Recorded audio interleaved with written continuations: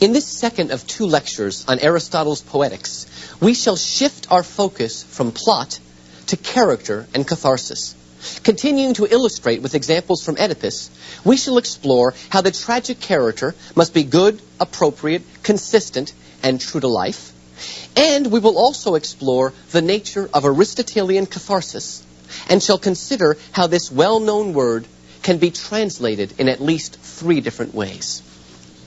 Let us begin with Aristotle's view of the proper tragic hero. I told you in the last lecture that plot was the most important, but character still is important, just secondary. And so Aristotle does spend time telling us what qualities a true tragic hero should have. And he says a tragic hero should have 4 qualities.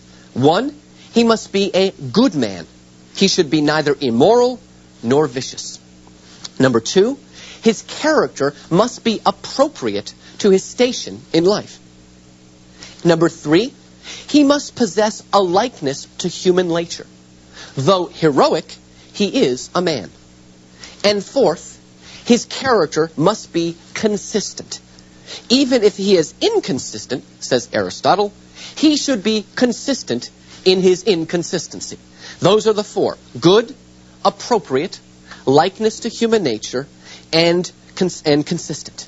Now, to these 4, Aristotle suggests a 5th, and that is that the hero should properly be taken from one of the great tragic houses of ancient Greece. In other words, the tragic hero must not be a commoner. He should be a king or a prince. All right, let's stop now and illustrate these qualities using Oedipus. First of all, good. Although stubborn and a bit prideful, Oedipus is still a good king who loves his people and is devoted to truth and justice. Oedipus is good. A little stubborn, but he's good. He's a good king and he loves his people. Number 2, we said appropriate. Well, Oedipus's love and devotion are befitting the nature and role of a king. But, and here's the little bit, so is his stubbornness and pride. I expect a king to be a little stubborn and a little prideful, as well as loving his people. To me, that is appropriate to the nature of a good king. Number 3, he must possess a likeness to human nature. Well, although Oedipus is larger than life, he still possesses very human traits. He is flawed. He's not perfect. We can identify with him. 4, consistency, both within the framework of the play and throughout his offstage life. Oedipus is supremely and consistently the solver of riddles. He's always somebody that doesn't like mysteries. He wants to solve the riddle. He wants to find out the truth, particularly about himself. And so his actions are consistent. And that goes along with his stubbornness and his pride as well. So Oedipus fits perfectly these 4 qualities. In fact, he even fits the 5th quality because Oedipus is a member of the royal house of Thebes. At first he thinks he isn't, but it turns out that he is. He's a prince and eventually will become a king. All right. Although the hero is good, Aristotle says, he should still have a flaw. Tragedies are about good characters who have a flaw. And the Greek word for flaw is hamartia. And sometimes you even see that word in English. Now, I'll bet you've all heard this, and again, high school English teachers love this stuff. Hamartia is usually translated tragic flaw or fatal flaw.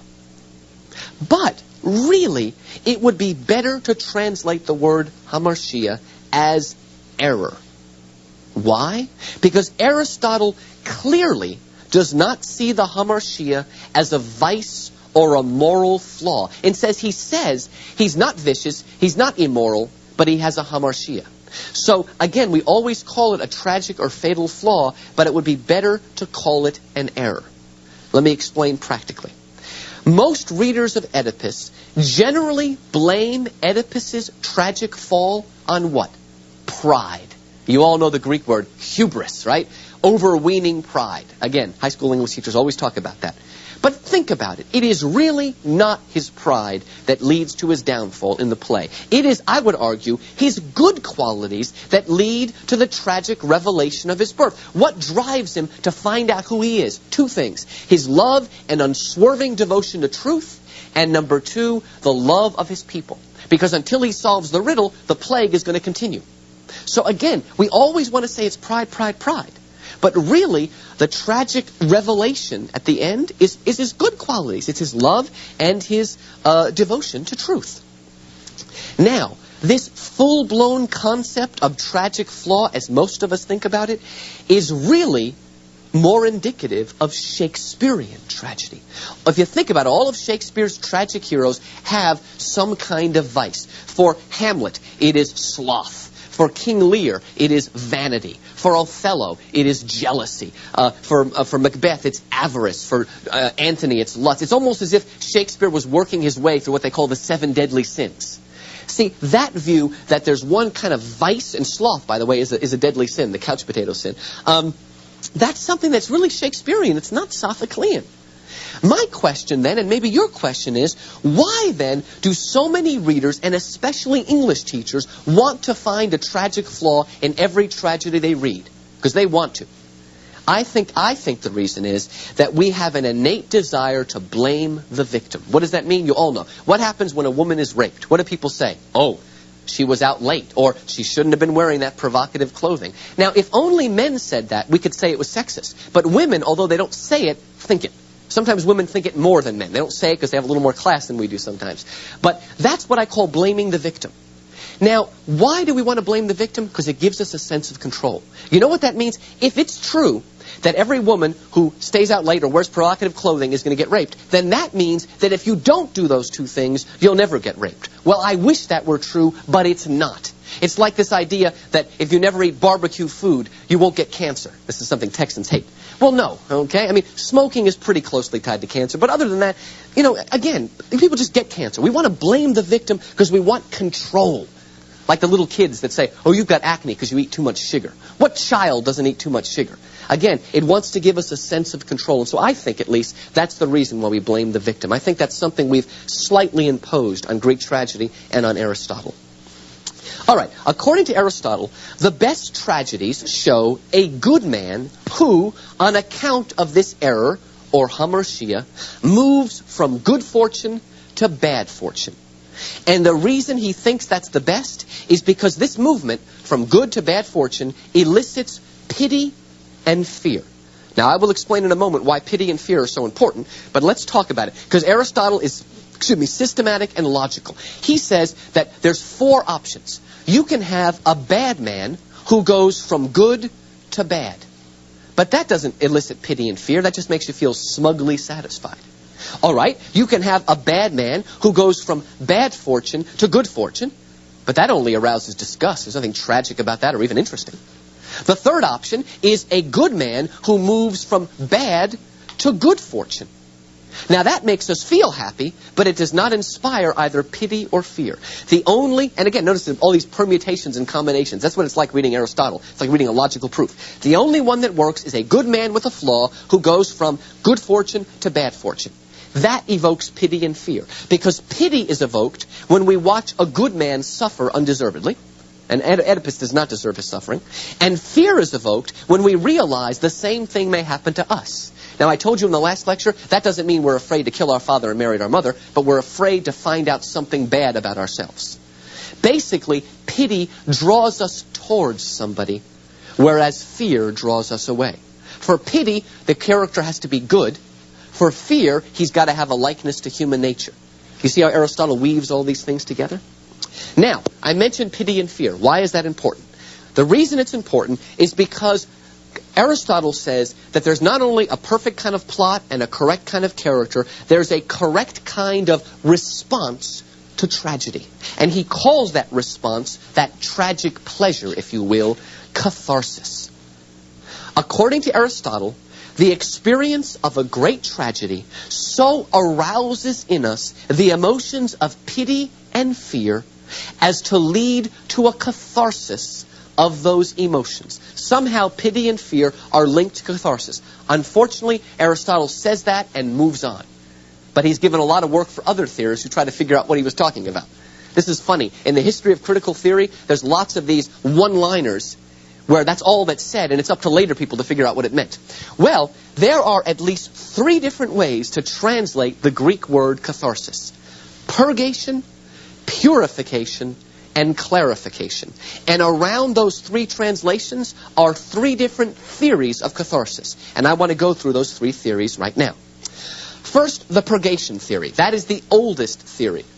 According to the purgation theory of catharsis, tragedy is a therapeutic experience that works on us like an enema or an emetic. Yuck, okay? In other words, this is therapeutic. What do I mean? In other words, tragedy cleanses us of our emotions of pity and fear, and thus leaves us more fit and able to face the rigors of life. Again, it's literally like an enema. You get all excited, all your pity and fear is roused, and then it goes whoosh. And there's that old-fashioned idea that the remedy for all ills is an enema, right? Well, this is, and it's not just an individual, but it's a public enema because everybody's watching the stage. Kind of grotesque, but that's the idea of a therapeutic response. That tragedy, we experience it, and it's heightened, and then it washes away. Now, this view of catharsis is the one I told you in Lecture 2 that Plato should have adopted, because it suggests that tragedy can help us wash away, on a group level, our baser emotions. The example from Oedipus: when viewing Oedipus, the tragic end of the hero is so pitiful and fearful, so emotionally overwhelming, that we leave the theater feeling drained, as if our emotions have been swept away on a tide. You know when I feel that the most? When I listen to the Ring Cycle by Wagner. I don't know if you've ever listened to Wagner. You got to really listen. When you finish, you are just drained emotionally. I mean, it's just a sort of feeling. It's not a bad feeling, but you're almost in a state of suspension. That's what catharsis as purgation means. You're just purged away from all these emotions that are raised in the tragedy. Let's look at the second. According to the purification theory of catharsis, tragedy does not so much purge our emotions as purify them. And if the purgation theory is therapeutic, the purification theory is more spiritual. Just as God uses suffering to strengthen our resolve and faith, just so the hot furnace of tragedy tests and tries our emotions like gold in the fire. According to the Judeo-Christian ethic, basically, that's one of the reasons God uses suffering, right? To purify us, to strengthen us. And you all know that you almost never find pure gold in nature. Gold always has baser metals attached to it. The way you get pure gold is you take the gold and you put it in a furnace and you heat it. And the hotter it gets, what happens is the baser materials, which are, quote, weaker, they fall out. We call that dross. And what is left is pure gold. That's the purification theory. To experience Oedipus, to see that a man can so rise above himself as to put self-discovery ahead of all else, is to have one's emotions raised to a higher level. In the end, we are left with a strange sense of calm. Not so much purged as purified. We feel strengthened, more in a religious or spiritual sense than in a therapeutic bodily sense. Let's look now at the third view, called the clarification theory of catharsis. That is the most recent, and again, it's a little bit off because it doesn't mention pity and fear much, but I think there's a truth to it. According to the clarification theory, tragedy sparks in us an intellectual response. Not therapeutic, not spiritual, but intellectual. A searing moment of perfect clarity. In this almost mystical moment of enlightenment, our ill-defined emotions are carried up into a higher realm of balanced, harmonious rationality. A realm where the higher patterns and forces of the cosmos are made suddenly visible. How's that for a mouthful? You know what I'm talking about? I'm talking about what we today call the aha experience. That moment when the light bulb flashes, when suddenly everything makes sense and comes together. That is the clarification theory of catharsis. It is my goal in this lecture series to give you one of those clarifications at least once in every lecture, if not more times. I want that light bulb to flash for you to say, aha, I understand now. James Joyce called it an epiphany, that moment when everything comes together. This, I would argue, is how we feel at the end of Oedipus when we realize that Oedipus must suffer. For if he does not, the prophecy will have been proven untrue, and fate will have been exposed as arbitrary and chaotic. You'll remember in Lecture 3 I told you there's a point where Oedipus thinks he has escaped his fate. Well, we're real happy. But not exactly, because we're happy, but if Oedipus escapes, that means the prophecy is false. And that means you can't trust prophecy, and therefore everything's arbitrary and hectic. And so, when Oedipus is destroyed at the end, in a weird way, we're happy. Happy because order and balance and prophecy have been restored. Let me give you a perfect example. You've all seen an enactment of the Passion Play, either on stage or in the movies. And we all know what's going to happen to Christ. We know he's going to be crucified, and we know the ending. But that doesn't stop us during the watching of the Passion Play, hoping he will be set free. That great dramatic moment when Pilate allows the Jews to choose between Jesus and Barabbas. We're hoping against hope that Jesus will be chosen and set free, and yet we know that that won't happen. But even more important, we know that it can't happen. Because if Jesus is let free, according to Christianity, salvation is finished and we're still in our sins. And so at the end of the tragedy of Christ, if you will, although that tragedy has a happy ending, the resurrection, if we stop at the crucifixion, though, that is a tragedy, and we experience a catharsis, an intellectual moment of epiphany, when we say, yes, this is the way it must be. I wish it weren't that way, but this is the way it must be. That's catharsis as clarification. Let me give you one more example.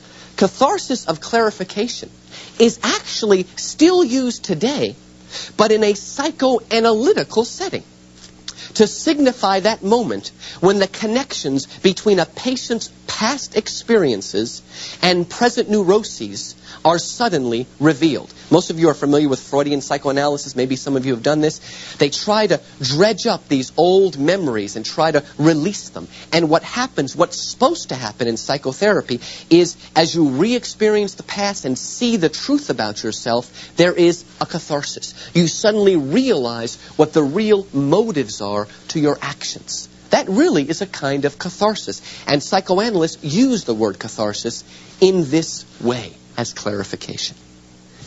All right. In addition to his views on plot, character, and catharsis, Aristotle set down a number of other mandates that have become linchpins of critical theory. And what I'm going to talk about now is going to come up again and again in this lecture series, because these are the linchpins around which much of critical theory is hung. First of all, from Aristotle, and I'm still talking about the Poetics, from Aristotle comes the notion that a critic can inspire great art. We must remember that Aristotle was not a contemporary of Sophocles. Many people think that he lived during the time of Sophocles, but Sophocles lived in the 5th century during the golden age of Athens, the day of Sophocles and Euripides and Aeschylus, all these great tragedians. Aristotle lived in the 4th century.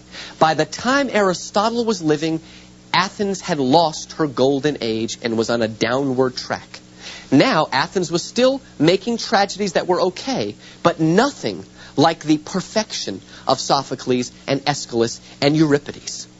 It is clear to me, at least, that Aristotle hoped that by defining clearly the key qualities of Sophoclean tragedy, he might help usher in a new golden age.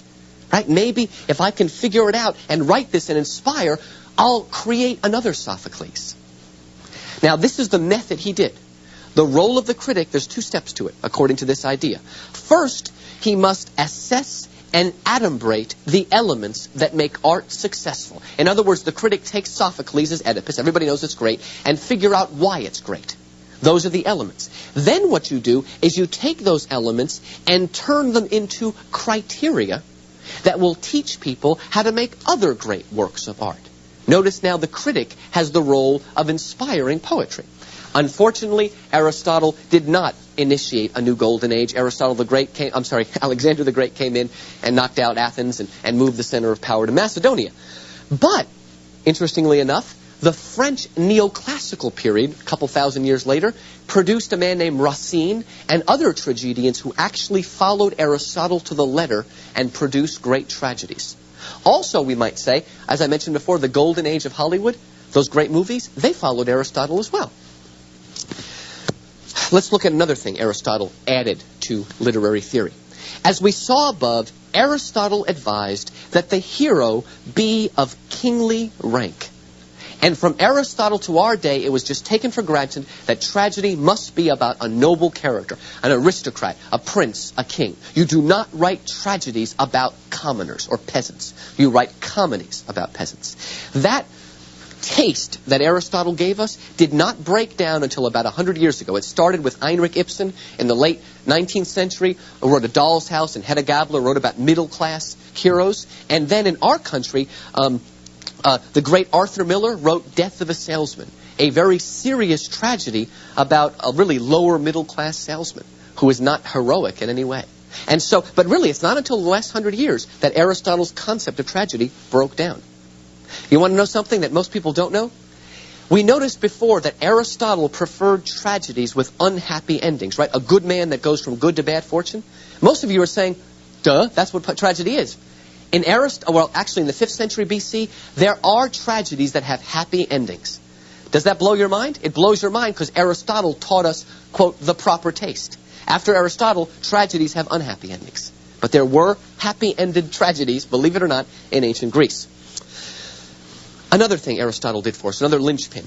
Aristotle basically invented the notion of genre and genre studies. I think you all know the word genre. There's poetry, but there are genres of poetry. There's epic, there's tragedy, there's lyric. Those are genres.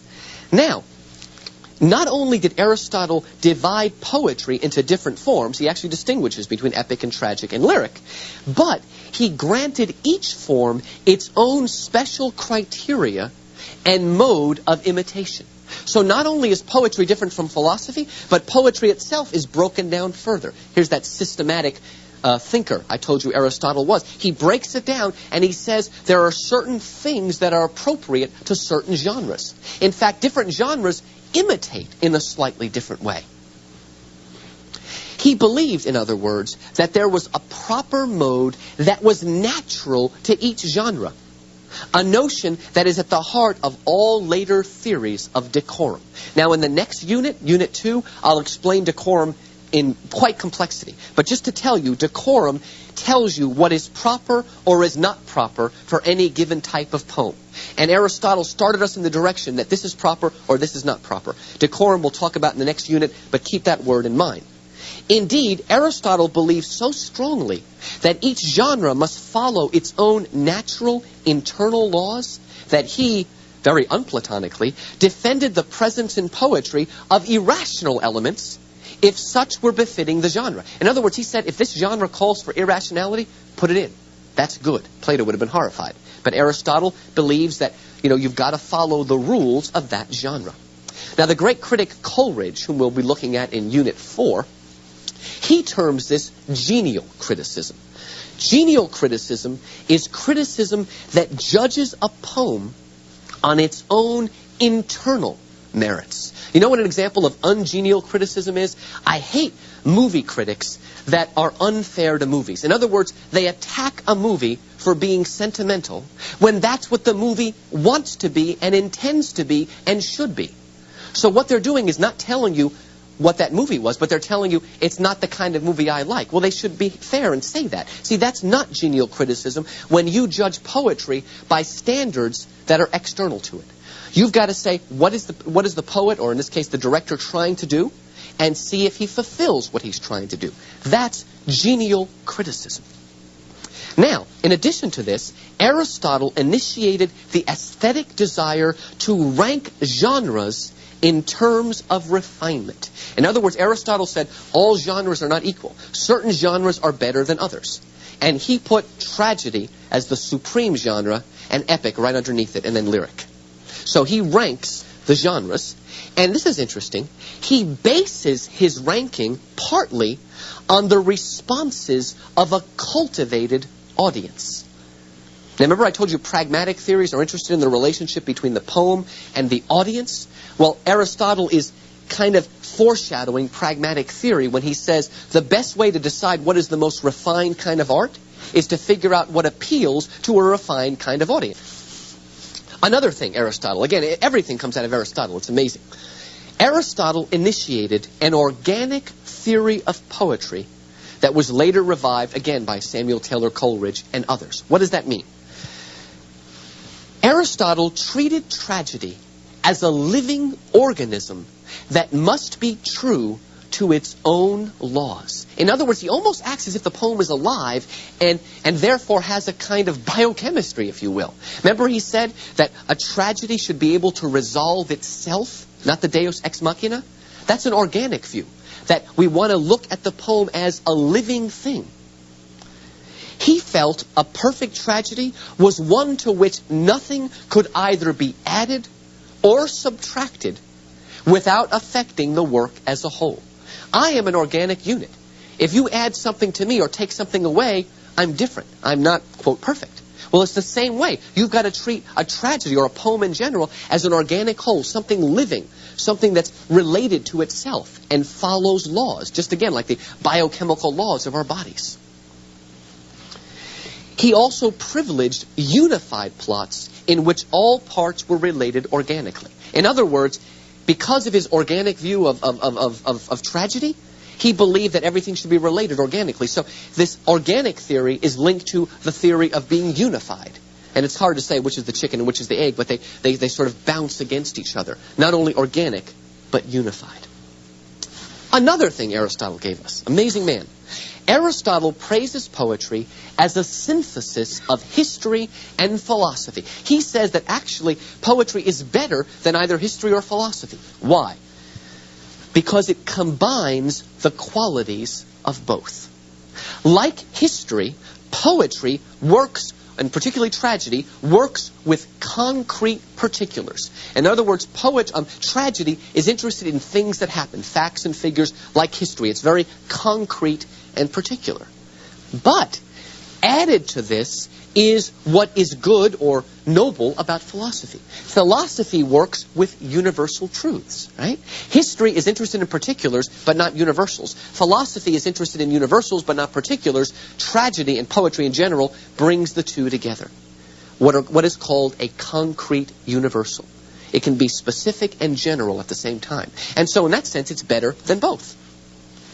This notion profoundly influenced many critics, particularly Kant, Coleridge, and a group we call the New Critics. And I will have lectures on each one of them as we move through this series. Very quickly, Aristotle includes a brief section on linguistics in the study of poetry. In other words, in talking about poetry, he talks about words. And a lot of modern theory is interested in linguistics. I'm not going to focus too much on that in this series, but I want you to know that the linguistic focus also goes back to Aristotle. Needless to say, critical theory would not have followed the same course had Aristotle never lived to write the Poetics. It is probably the single most important work in critical theory, and that's why I gave it 2 lectures.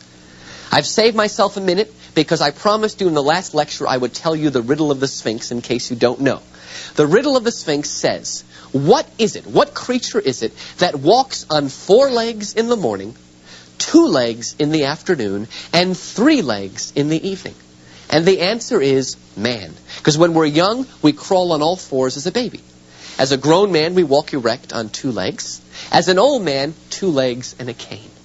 Now that's interesting because the answer to the riddle of the Sphinx is man. The answer to the riddle of Oedipus is a man. Oedipus, who turns out to be the son of Laius. Isn't that interesting?